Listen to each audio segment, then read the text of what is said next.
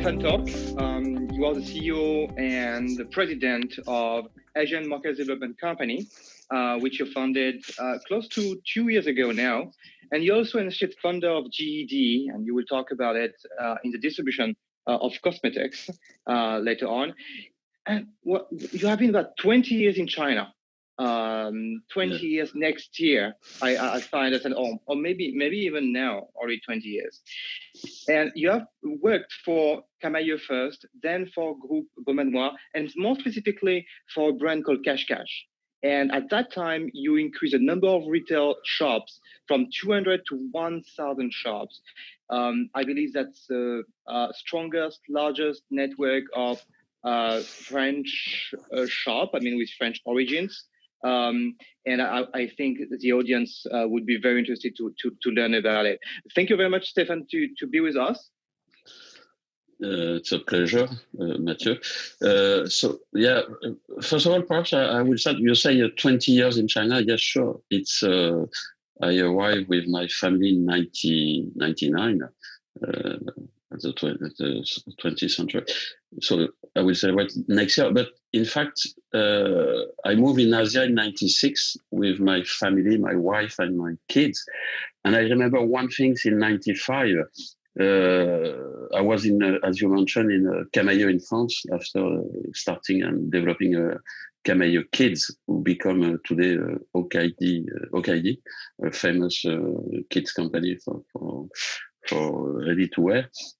And in 95, I did not know anything about Asia. And I bought 4 days to HEC Eurasia, subsidiary of this big French high school. And it was very interesting. During 4 days, we talk about Asia and there are one thing where for me remain still in my mind and drive myself. It was at that time the university people, all the people coming from the big companies, the bank, and so on. Everybody says in 95, I'm sure you don't know, don't go to China. China, it's not the place of the future. The place of the future is Southeast Asia. And because at that time we talk about Thailand, we talk about Indonesia, we talk about Malaysia, we talk about the tiger of this parts of the world. And so I moved. In fact, I moved to Jakarta because I followed those people who know the future. And I realized that it was, as you can imagine today, totally wrong. And so I arrived in 96 in Jakarta and with my 4 kids plus my wife.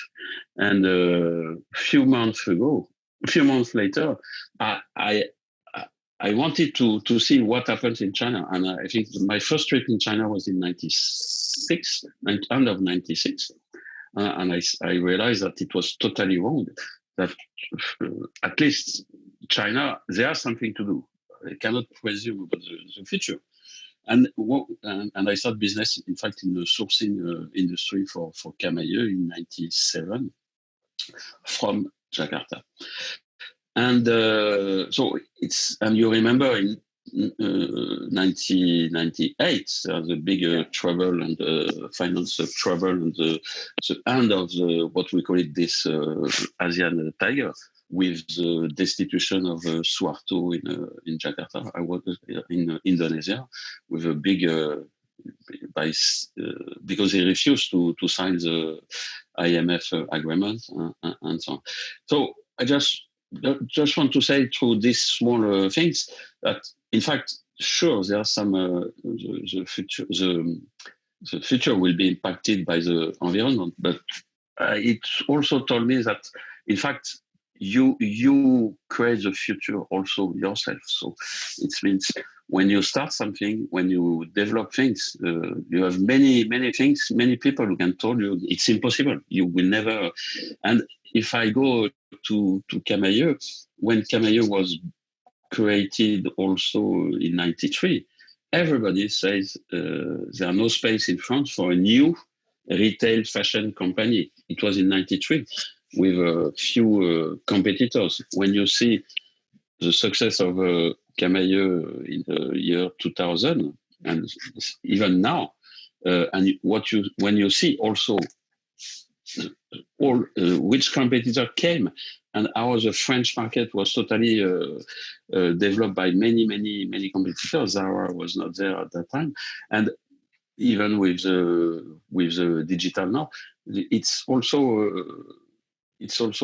on the same direction. Say you will never be careful about what you hear about around you, and because in fact many things depend of what you want to do, your strategy.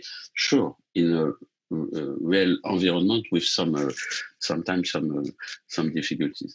And to come back to because there are many points, and perhaps I went far from your points, but to come back to the same idea, when I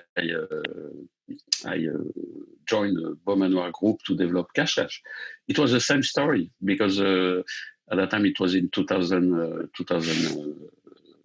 end of 2008. I decided to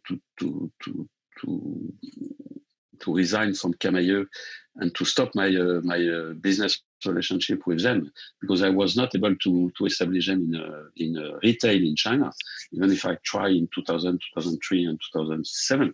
And perhaps later I will be able to elaborate about this and what was the reason beside this, because it's quite related with some difficulties that the company has today regarding the investment funds, the LBO, the excess of the LBO, and the excess, finally, about the excess of let's say, don't take risk and look at immediate results. And we can see that there are many problems today for this company and many companies in the same. But to come back to Beaumanoir, in 2008, this company started a small business from 2006. With in 2008, they have around let's say 80 stores for 10 million euro business. And what I say to Beaumanoir, if we want to do something in China, we have three things that need to be reminded and follow. The first thing is to think that China is big, and so you have to take this in fact from the day one. You have to say, my business will be in the Chinese environment with competitors, local competitors, who will develop their business in this size. So if you, as a foreign enterprise investors, you don't think at the size of China, potentially you can have problem later. This was the first thing. The second thing that I mentioned, I say, we also need to be not Chinese company, but using the same tools and like a Chinese company, and added on the top of this, or mixed with this, all your assets coming from your home country, from Europe, from France, for us, and to say, if I bring this, plus I add all the Chinese way as they do business, the tools and so on, and if I mix this, if I manage according to this, potentially I will have perhaps something different than them, and potentially I can develop something big. And this means I realize, and I say at that time, there are one thing is important in China. It's a speed of development, speed of decision, speed of action, because you have it's a country where, if I compare the only this question of speed compared to France, it's totally different. So if you are working with your French speed, or I don't make any judgment, but it's just a reality. So it's you could face a point. And the third thing was so the question of speed in your decision, speed on your development on many subjects. And the first thing was to say also, again, it's let's say very basic things, but we every time forget this. China, it will be 20 or 25% of the global worldwide population business. Perhaps it's too much, but anyway, it's at least this kind of thing. So you can imagine that one day you will have people coming from China who can be worldwide number one, or at least, and they will have their own product coming from China, made for Chinese people. So it's perhaps the only place in the world where you have a big interest to do specific products for Chinese people because of this size and the question of tomorrow. So the third point was the adaptation of the customer. I see. Now it's more easy to understand this because everybody talk about this because of the digital transformation and so on. But I remember 10 years ago, with the power of the brand, everybody has a concept to say, okay, my product must be a worldwide product. I will make a lot of money with this. I can organize my production and so on. I need a big thing. But in fact, on this specific country, it's really important to think about adaptation about the product, adaptation of your company management and so on. And it's a real necessity, and it's what we did.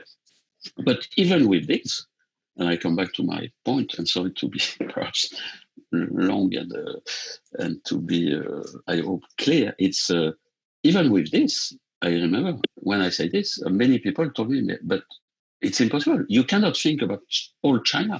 And I say, no, we will develop our brand, our concept, to be able to sell to any kind of young Chinese woman, because it was our positioning from 15 to 23 years old. But not only for Shanghai, for Urumqi, for Harbin, for Zhengzhou, and from the day one, we built a product, we built a company where we'll be able to do this and to develop this concept and this product and to sell this product everywhere in China. And I think it's not the only reason, but it's one of the reasons perhaps of our success.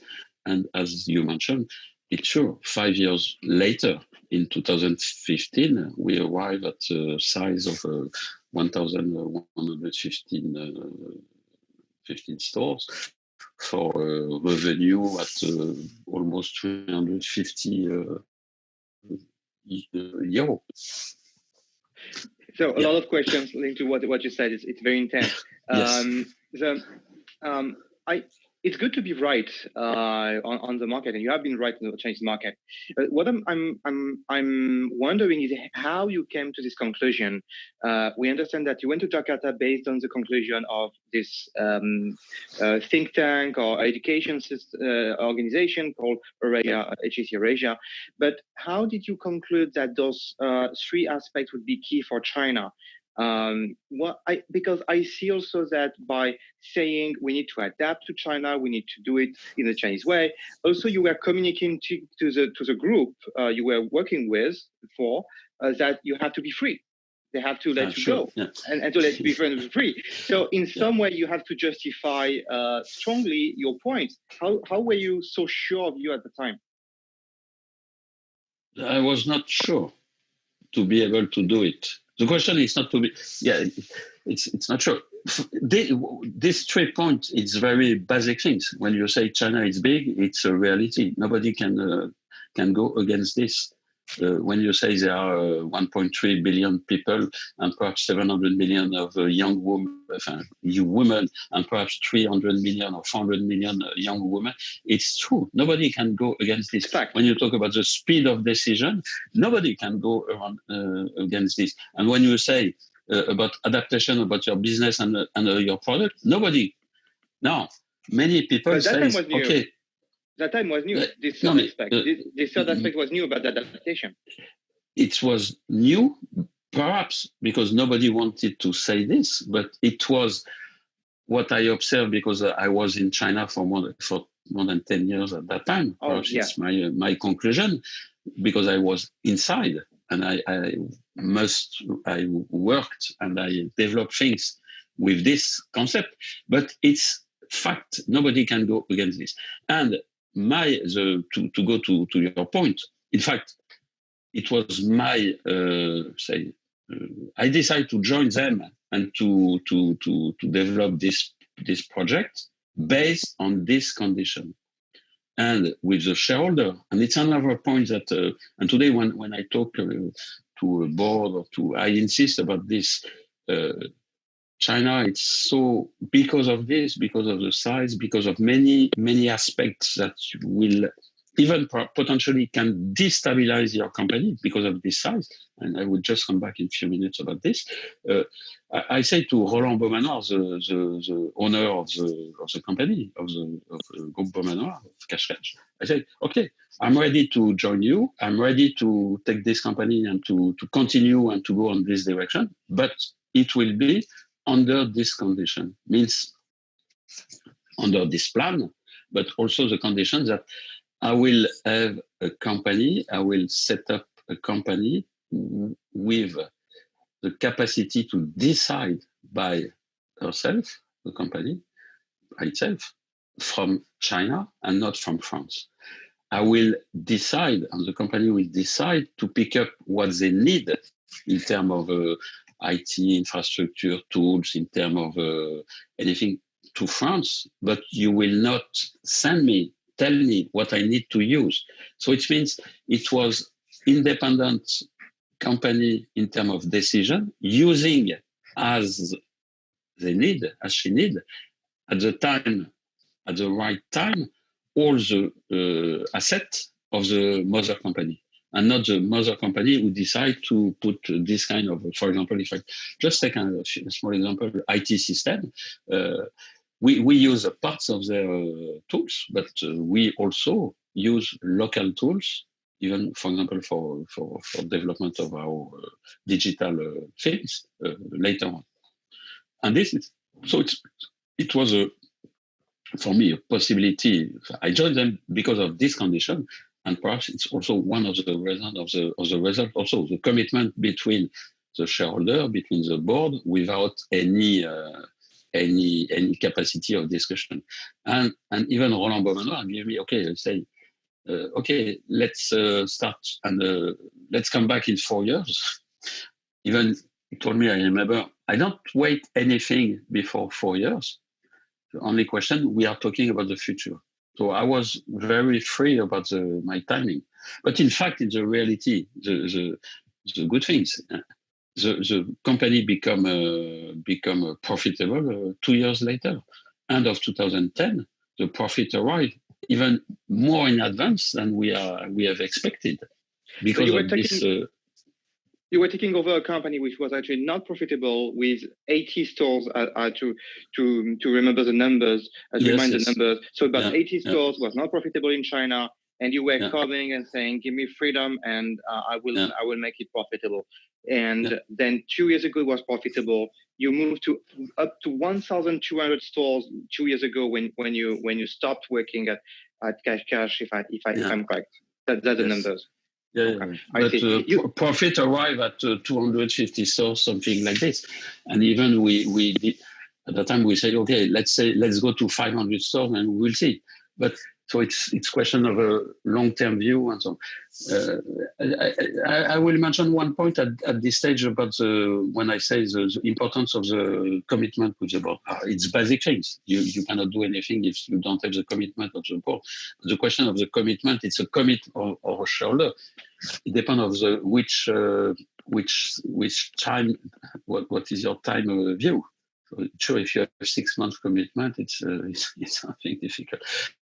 But nobody realized that if you are successful in China, you become big, and you become big. So it means at one day, China subsidiary will be bigger than the global company. So you can imagine, what does it mean for the organization of the company? What does it mean for the board? What does it mean for it? And I think it's really important to think about this from the day one. If you have a plan to go to China, it's to say, okay, I'm going to China to be successful, so I will be potentially one day at this success. So I will be bigger than my mother company. It will be the biggest subsidiary, and so on. So what does it mean for my organization? And I think you need to be prepared for this. Otherwise, when you are totally in the middle of this field, it's impossible to solve it. And the true things follow.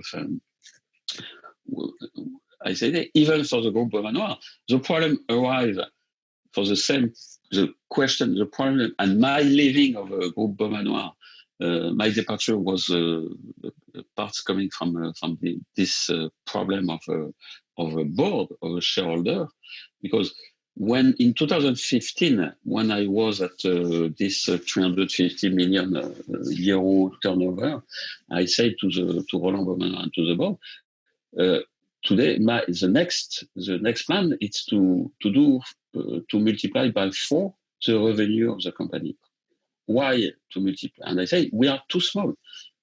From the point of view of France, it was big. We bring 70% of the result of the group, 30% of the turnover, but at the size of China, it was small. I have one competitor at that time. When I start, I say we did 10 million euro revenue. I think these competitors, they did 30 million, something like this, 25 million in 2009.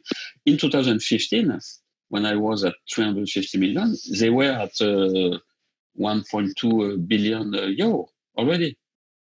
So, euro, renminbi. Yes, euro. 1.2 billion euro, and you were euro for my competitor, million, yeah. And you are doing strategy. Yeah, okay. And we start almost at the same line. We were on the same business, on the same things, and so on. So and I just said, okay, we are too small. Because we were on, don't forget, Cash, it's a mass market business. It's a very, to do this, to give you an idea, it's 24 million pieces of selling per year to achieve this turnover. So it's really a question of size, and again of a competition. How I am in front of my competition, and some problems start because of this, of my point. And I don't want to elaborate about the reason, because it was internal problem. So I decided in 2016 to stop, and I bring somebody to take my seat and my position, and I accompanied him during 1 year. And as you mentioned, from 2017, I take back my freedom to develop other things. I see. Going back to your new position, you have funded Asian Market Development Company, and we are not talked much about it, but that's I think the time to talk about it. So you are working on implementing brands in China, to develop them in China. Brands you may actually be associated with in the capital, or through partnership, or through contract, can be distribution as well. And the point I felt very interesting when we were preparing the interview, when we talked before, is about starting a brand from second-tier cities. And you have some examples of experience of starting a brand not starting a brand in China, I mean, introducing brands in China not through Shanghai, not through Beijing, not through necessarily Guangzhou or Hong Kong, but from Changsha, Urumqi, Inner Mongolia, and so on. Could you tell us more about it and how you see this way of entering China? Yes, sure. It's so to come back just to, I will answer to this point regarding my one point about what I consider today. First thing, it's I think there are a lot of opportunity for foreign brand in China market, even if the business it's become more difficult as everywhere. There are a lot of new comer. Everybody want to be in China, so the competition it's quite huge. But with digital, we can say today the competition is everywhere, huge, because everywhere you can get access to the worldwide product. So based on this,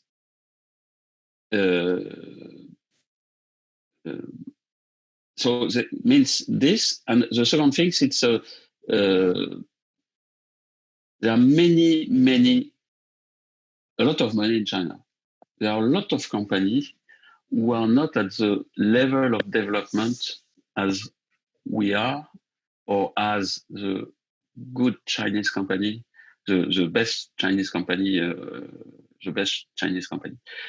And it's, for me, there are a lot of opportunity to create some win-win deal. What does it mean, a win-win deal? It means you can bring from Europe more than your brand. You can come to China for more than get some result on the market.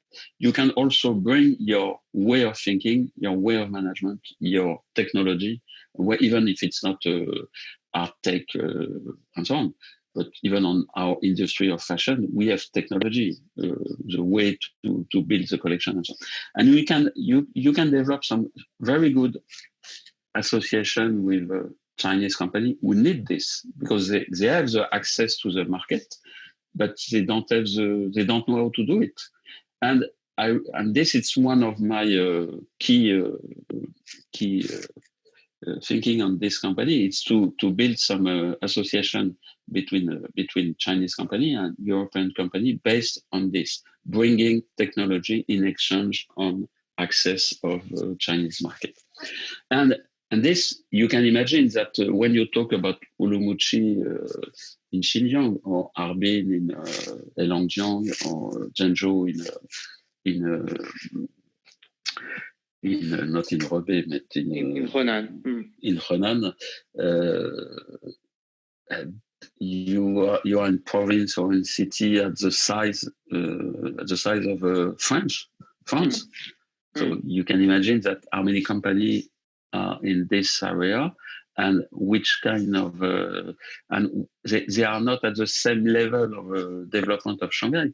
But what's it sure, in this area you have the same structuration of if I talk about customer positioning, you have the same structuration. You have people who have money, you have people who want who arrive at a new level of access with more revenue, so they can consume more things. And I don't say it's more easy, but at least it's open a good opportunity with perhaps less competition. But it's not true, in fact, because digital change things. But people or company who have local access and more desire to develop things. And this, it's one thing. And come back to 2009 with Cash. I developed all these stores with a business model based on the partnership with around 200 partners who developed stores for me in all these provinces. And I realized that, those people, they have a lot of, in fact, they have a lot of money, and they need project to do. They need project to use to invest their money. So you cannot imagine there are a lot of money everywhere in China. And when you go deep inside this province, you discover very, very interesting kind of investors who have a huge potential, a lot of assets, with big access to and more precise access to what you want to do. And it's interesting. And for recently, I launched a new brand, and we start, as you say, the first store was in Urumqi, the second one was in Rohorot in Inner Mongolia. After it was Harbin, after it was Changsha, and so on. So it's and we arrived in Beijing, I think, at store number 5, and Shanghai at on the 9 at number 9 or something like this. It's I think it's we don't have to forget this kind of this big potential of China, Because and I not feel, only Shanghai.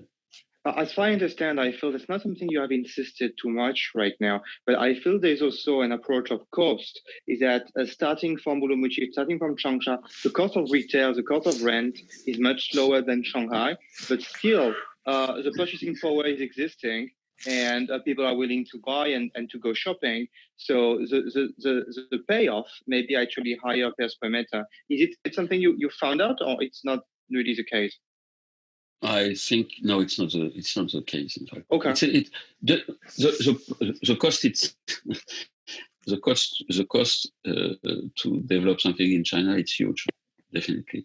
So it's also I think you don't go, you will not go to this province because of cost, and it will be a wrong decision, because you have other problem when you go to Urumqi. It's also difficult to access to Urumqi. It's far from Shanghai. You need also some other things. I'm not sure that the question of cost, it's definitely not the way to develop things in China.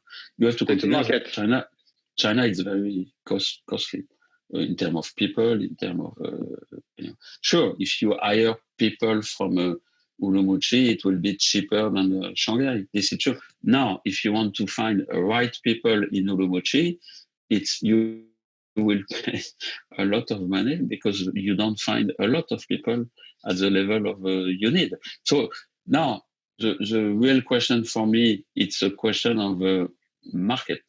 There are opportunity. It's a question of business. You develop things in China, you have to consider. I often take another example. You have many companies who try to do things in China. And if I use the concept of, not the concept, but the image of the surf, you see many people, many companies who are trying stay in the form of the small the small wave of the surf. They don't think about the big wave. If you are not focusing on the big wave to surf, you will lose a lot of money. So the question is, you need to consider that you need time, but you need, again, as I said before, from the day one, to think about the big wave. Otherwise, it's no meaning.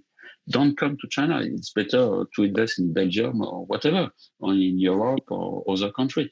If you want to come to China, you have to think about this big wave, because at the end, again, this big wave will be for you. So you will be totally destroyed by this, because your competitors will surf this wave.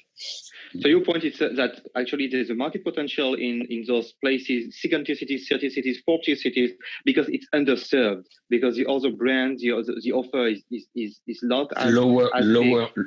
let's say low, yes, lower sales. Yeah. Okay. It changed, but it changed quite fast also.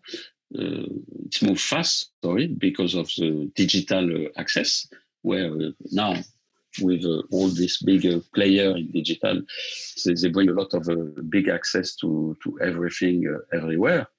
So it changed a lot, but definitely you have less foreign company in this area than in Shanghai or Beijing. And I don't believe about the fact that this concept that people say, to be successful in China, you need to be in Shanghai as a reference or Beijing as a reference. But I heard that.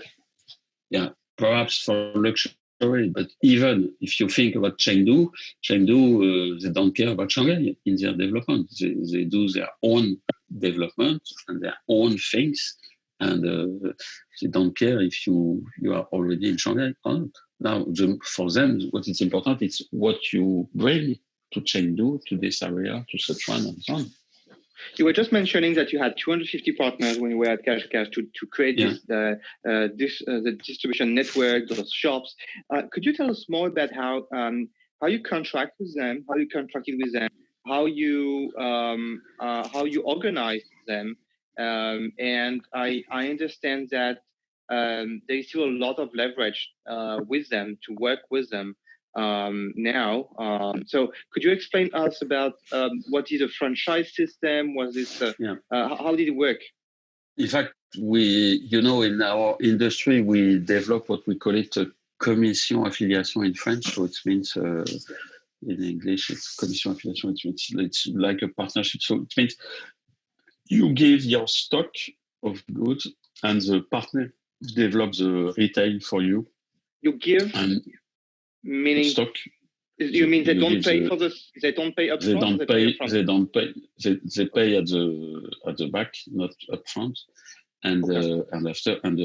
So you localize your stock in some stores managed by your partner, and the partner you get money according to their sales, and they invest they put the capex, they invest and they are locally using your brand, and they are your representative to distribute your brands and products. And again, I talk about adaptation, and for China, I have adapted this business model with two things. First of all, I say to my Chinese partner, okay, I will guarantee you the margin. I will propose you to sell my product under my brand with my concept. So you have to invest to find the location. You have to invest in the stores. You have to pay the staff, the manage, the rent, and so on. You will develop the retail. But I will guarantee you the margin all along the year, fixed rate, and I will take back all the inventory you didn't sell. But as I didn't want to go everywhere in China to take care of my stock or take back my money, I told them, okay, you pay upfront, what we say on delivery, like this. For me, it was more safe. But anyway, if you don't sell, I take back your stock and I reimburse totally the price, what you pay. And also you have a guarantee margin. So it means if my collection is not good, if I have to discount, for you, it's fixed rate. And with this business model, where it was secure for me, it was also another and very interesting advantage because it gives me a capacity to get negative working capital. To get a lot of cash. It was very successful because for them, I was the first one to bring a business was secure in terms of margin. And in fashion, it's quite difficult to build a collection and so on, especially when you don't have a big network because you need to buy a small quantity. It costs a lot of. So this again, we bring our know-how, we bring our technology to this market. We adapted and we get success. And my 200 partner was people who have already some stores. So they work for some competitors and so on. It was not a big investors. And it was one. So you can imagine they are able to bring a foreign brand in their city. So there are a lot of also they are quite happy for this. So there are many factors. So and with this we leverage this development. I see. 250 partners. So on average, they had like 4 stores, right? It was between 1 to, I think the biggest one was get 30 stores, something like this. I didn't give any exclusivity in some area, nothing. Just best place. I see. If you bring the best place, you can get the. And I have a team of 20 people to manage this, to choose, to help them to choose, to decide, and so on. And all the decision of investments were under my control. And this is also important. So it means it's it's one of the key of your assets because you have direct access to the turnover, to the customer. Sorry. So for me, it was important even to show to my partner that it was a decision coming from the CEO, from the top. And like this, you cannot, in China, sometimes you can play with specific things who are not necessarily right. It's also important to show, because many people told me also, how you will control 200 people? It's impossible. I say, yes, I will not control. They will control. They will protect my business by themselves, because you cannot. 200 people, they cannot be all agree together. So you can be sure that you can get some idea, and you can play with this. And I say today, you have two choices. Huh? You take one partner, and you give all your assets, all your development in China with one partner, but you have a strong thing, or you have a lot. Few partners, it's terrible. I know many companies, some companies, you understand? So it's a question. And with this 200 partners, in fact, it was very free, because if someone don't follow our rules, there are internal regulation coming from the other one, because they cannot tolerate the destroy of the company. So it was also the way to use this partner to protect yourself. And there are many advantages, because when you are in Urumqi, what I can tell you, for foreign people to open a branch company in Urumqi, it's not easy, I can tell you. Even if so with partner, it's more definitely easy. Yeah. And the other advantage, you get access to things that you cannot get also access by yourself, because you are foreigner. I guess when people were saying it's difficult to manage 200, 250 people, companies, partners, they were talking about the branding. How do you make sure the brand was consistent all over the shops? I know some other brands which had concern about it, and actually they had their own shops in some places. They were going through partners in other places, and they didn't have the same experience. The consumers didn't have the same experience in all the shops. Was it a topic for you, or basically it was pretty well aligned with your partner? It's a topic for any brand, any kind of organization. It's your topic. So let's say if you have only your own shop, you have the same problem with your staff. So considering that at the end, it's a question of people in front of customer. It's a question of management. I'm not sure in China, it's more difficult than to do by yourself to manage. You can imagine it's 1,000 stores. It's more than 500 salespeople. So you can imagine if you have to manage 5,000 salespeople by yourself as a foreign company in China, you have the same problems that to manage 200 partners, the same thing. And when you manage 200 partners, you have people who, it's their money, okay? So they're not, I don't say it's more easy, but you can build something strong with them. And again, they can regulate also by themselves. I didn't give, for example, any exclusive city to one partner. There are different partners in the same city. So they have you create by yourself some competition, and with this competition, it's more easy to get the control of your brand, of your asset. But it's at the end, it's every time a problem. Is it true? In 2016, when you left, the internet e-commerce was already big. How did you organize the e-commerce with retail? Because the e-commerce, I guess, was your own thing. You were managing yourself the e-commerce with maybe a Taobao partner, TP, but basically was managed from the headquarters. And you had all those partners, like 250 partners in different provinces. They may feel it's a bit unfair competition because you are selling to their clients as well. How did you manage that? From the day one, when we start to develop our first Tmall shop was reopened, I think in 2009. It was at the beginning. And from the day one, I say, we need to, the question of retail, it's question of a product and customer. Cache was not a brand.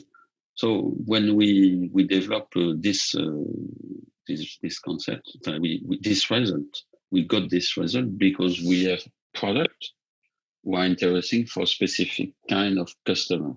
So it was a deal between customer and product. So when you write this, you don't think about your channel of distribution. You think about your customer and so on. And we, from the day one, we establish one thing. We consider that the relation is between the stores and the customer. And we attach all our database, all our customer through a shop. And this shop become the link with our customer. And we decide when to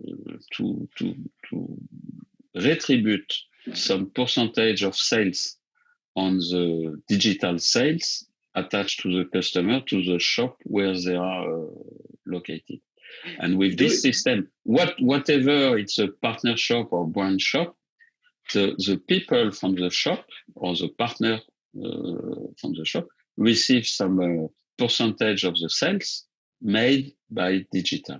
So we don't consider that digital sales as a own business. For me, from the beginning, as a retailer, we consider again that global things, a new channel, but the key point, the key things, it's a customer. So if you know your customer, you can after do whatever you want with the turnover generated by the customer. The question today, and if we go more far from your point on the principle and the big problem in the retail today, it's because we consider offline, we consider online. Now we talk about O2O, O2O. I think this is totally wrong. The question is not this. The retail, or somebody write no channel. I think it's better now. But the retail, the business of it's product plus customer. So the reality of today, you can calculate your turnover according to your customer, and after you have your channel of distribution. The problem is until you calculate how much you do on online, how much you do on offline, you cannot transform your company. And there are many companies who are totally stuck in this concept because it's financial organization and it's not customer organization. So when we say you need to turn your company to the customer, it's customer centric. It's all very, let's say, actual or very. You need to talk like this. But in fact, as I remember, for more than 30 years in this business, all business I developed since 30 years, it's customer centric because it's a basic point of the retail. You need to create product and you need to give access to your customer to this product. For me to understand, when you are saying that the online sales were linked to shops, does it mean that in terms of delivery, you were taking into the stock of every shop to deliver the client? They were making money? Or is it that because internet is centralized, basically, centralized on the server, database centralized on the server. So you cannot split the database between all the shops and have one online shop for every shop. So basically, if I understand, if I'm correct, I will. Okay. No, not link to the customer. So it means all our customer of our database register from online or register from offline. At least register from offline, they are attached to the shop, okay? Because they register in the shop. And at any later on, if they bought, for example, in another shop, it stays in the shop, okay, where they bought. Now, if they buy goods through internet, we give a part of the turnover to the origin of their first buying, means where they register to the shop. Okay, this is the first thing. To come back to your question of stock, with also important point in our but for another subject. Also, from the beginning, we decide to say, okay, it could be really interested to deliver, to send the product from a stores instead from our central warehouse. Because, in a retail business, and especially in our business, the stock is the key. You make money with your stock, but you can be dead because of your stock. So we say, okay, so we are in a fast fashion, so it's a fresh product. So when you manage an offline shop, you have to consider that you need to rotate your stock, because your shop is small, so you cannot get. So what we did, and we start to work on the principle that, okay, if I can deliver from my shop, I can make a space to replace the product by a new product. Okay, and we call it virtuous situation. Positive situation. So we start to develop things according to this. Not necessarily to ask the customer to come to your shop and so on, but just for question of rotation of stock, and also for another things that for me, but I was not able to go to the end of this project, but it's what I implement to say, okay, it's more important than. So it's to change the way of moving the stock for the digital sales. It's to say, today, a lot of companies manage this according to the cost of the logistics. And what I say, we have to manage according to the value of the product you can generate. Means, in our industry, we have a lot of discounts, okay, because of this fresh product. So if I am able to move, for example, a t-shirt, short sleeves from Beijing to Hainan in September, at the beginning of autumn or at the beginning of winter, I will not discount later on, because I can sell. So perhaps it's more interesting to send from Beijing, from the store, than from Shanghai, from my central warehouse, even if I spend a little more money on logistics. At the end, I will get full price, full revenue of my product if I can move from this. And this, there are many. It was interesting because we start to work with some company to find an algorithm company who work on IA to develop this kind of concept to based on not on the cost, but on the product value. And it's also another concept in our industry, but for many industries. I think today, one of the reasons that many companies have some difficulties to turn around in front of this new era of retail is because they manage by the cost instead to manage by the creation of value with basic things. But when you look at how the accounting is organized, and according to, there are many companies who are driving by a bottom line, that in fact the company result coming from the top line. This is also a key element. Coming back to the point of China, you can. Yeah, and there are many points among this. We talked about Camailleux before. When I see the situation of today of Camailleux, we didn't become an international company because in 2000 they make a lot of revenue with sourcing because of the cost of workmanship. Reducing the cost. Yes, because of the value of the money between RMB and French franc or euro at that time. they make a lot of money on the wrong things, not on business. Okay, and during from 2000 to 2008, everything was easy to make a small development in Europe. But when you see the result, and this company was taken over by the investment fund, okay, they make a huge profit. There's the excess of the LBO that I talked at the beginning of our discussion. And the situation of today, this company was, let's say, the depth of the company was more than 1 billion euro for a turnover like 800 million euro. And today, even if they renegotiate their debts 2 years ago to achieve to get only 500 million debts. Today they are still stuck.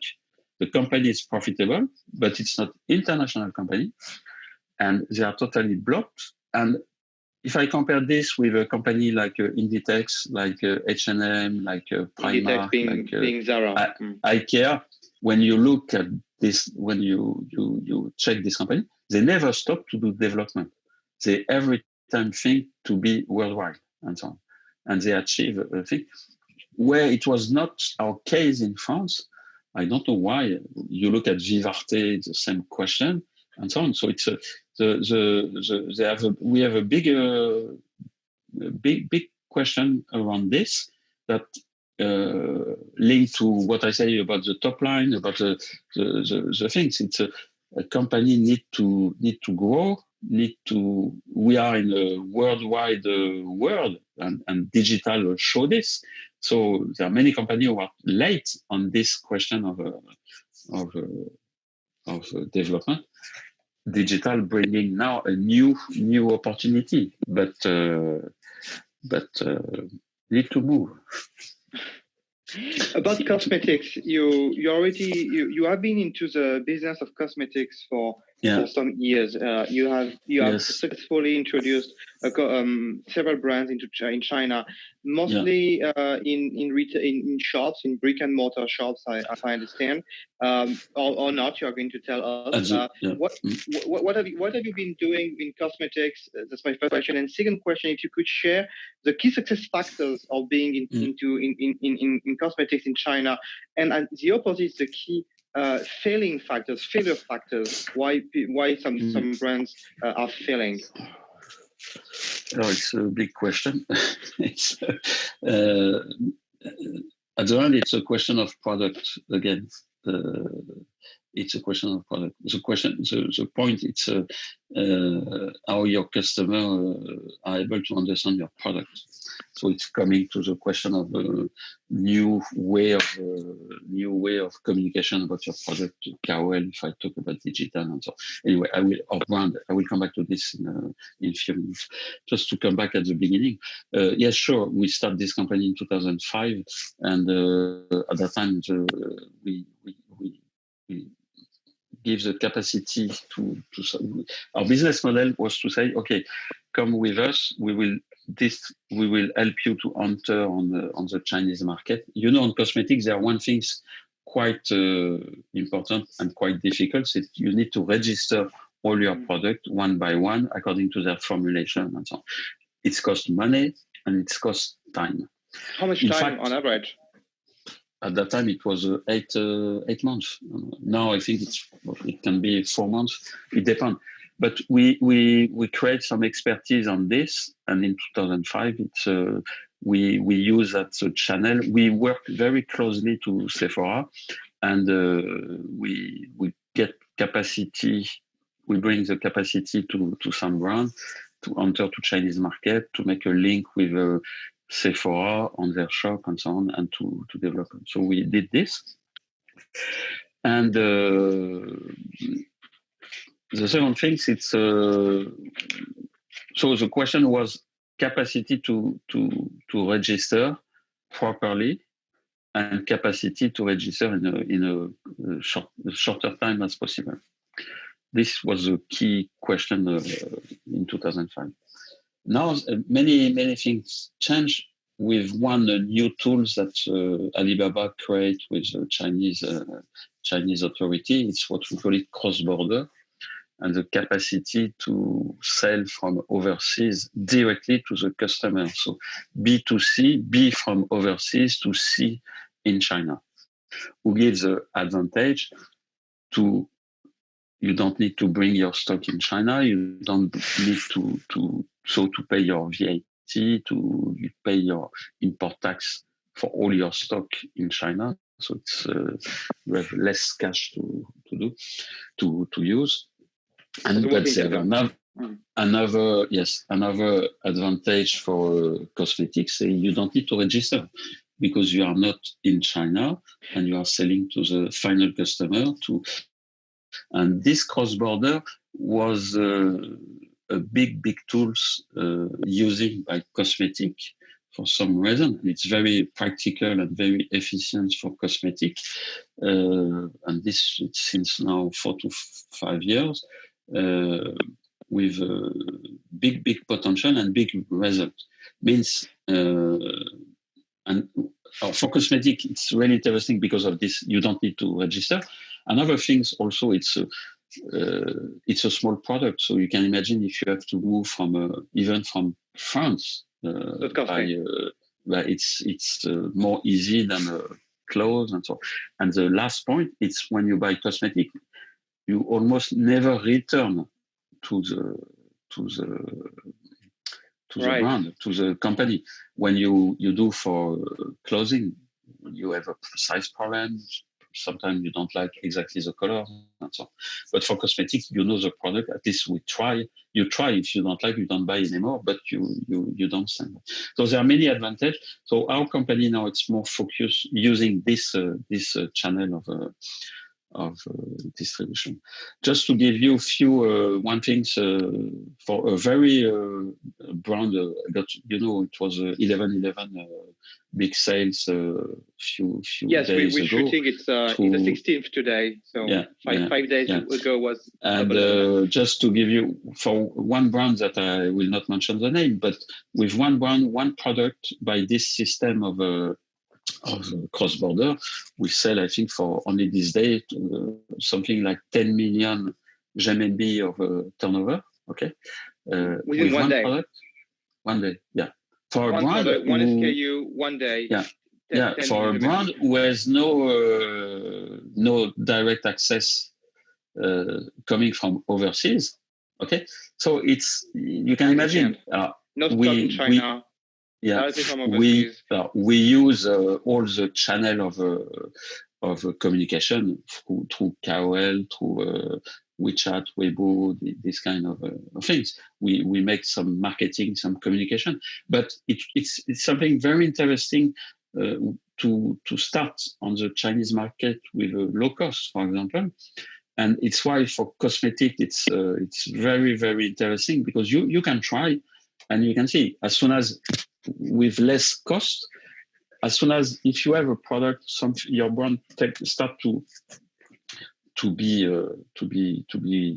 accepted by a Chinese consumer. On the second stage, you can go to this big process of registration and so on. So it's really interesting tools and interesting to see that with this system of cross-border, you have another access to the Chinese market for any kind of product, because I talk about cosmetic, but it's also it's more efficient and perhaps more visible for cosmetic. But there are many many kind of type of product using also this channel. To be more specific, to be more specific on this case, I think it's a very interesting case. Even if you cannot disclose the name of the company and the brand, but doing 10 million RMB in one day on one product, is 1.5 million US. What channel did you use? Was it Tmall Global? So you say it was cross-border. Was it Jingdong Global? Was Xiaohongshu? And what kind of softwares and social networks you used in order to get known? Was it more Weibo, WeChat, all of it? Could you share KOL? You talk about KOL. Could you share a little bit about the key aspects of making it happen?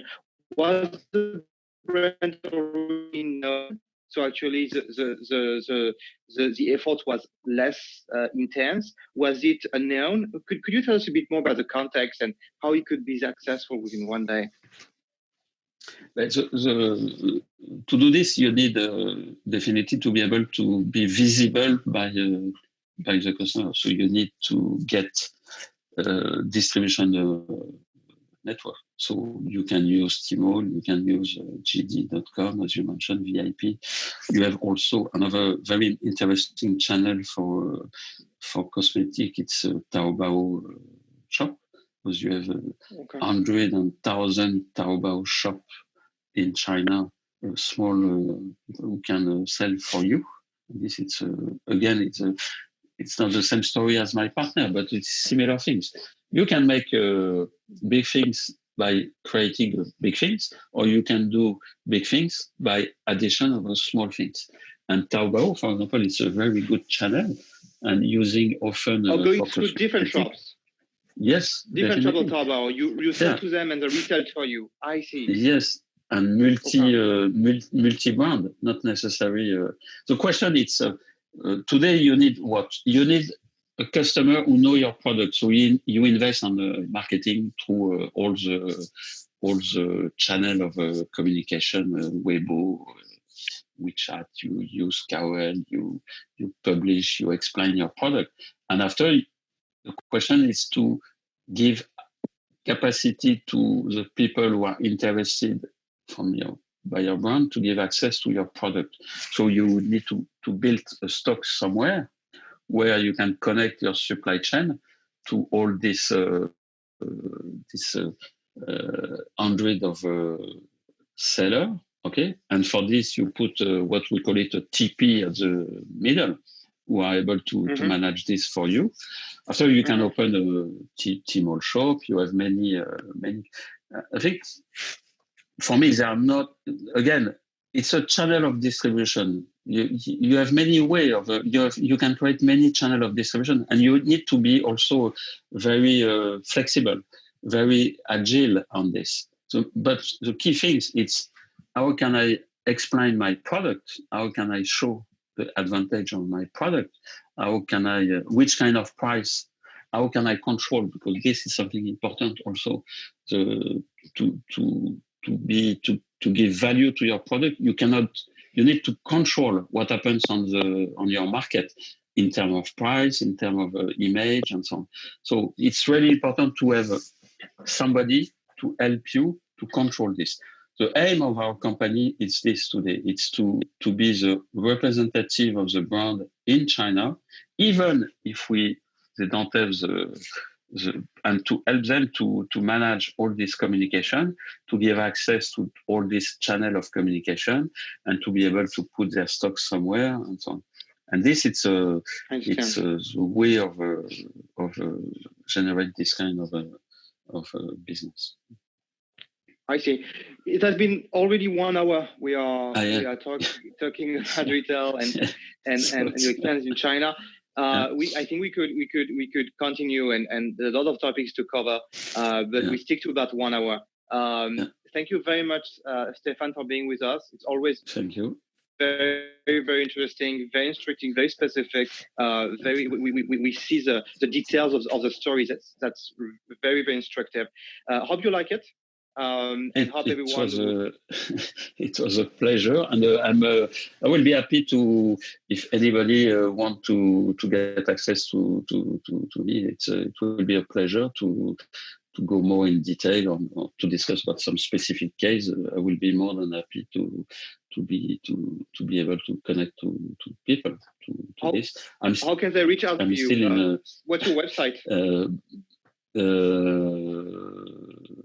They can reach me by WeChat, by WeChat or email. Okay. WeChat, it's Stephane Shanghai, or by email, it's very easy, Stephane@torck.net. Okay.